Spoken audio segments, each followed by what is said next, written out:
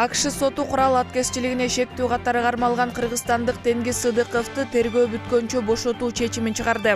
Бул тууралуу Вирджиния штатынын Александрия шаарындагы ишти карап жаткан соттун кеңсесинен билдиришти.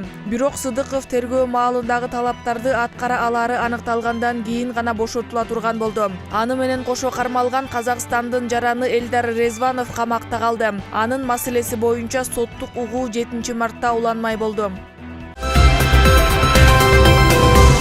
Ош облусунун Каракулжа районундагы Тар дарыясына түшүп кеткен 44 жаштагы жаранды 100дөн ашык киши издеп жатат. Бул тууралуу Өзгөчө кырдаалдар министрлигинин маалымат кызматы билдирди. Ага ылайык ичке суу айылынын тургуну 27 февралда саат 17:00 чамасында кырсыктаган. Издөө иштерине 26 куткаруучу, 4 милиция жана 100дөй жергиликтүү тургун тартылган. Дайынсыз болуп жаткан кишини издөө бүгүн дагы улантылат.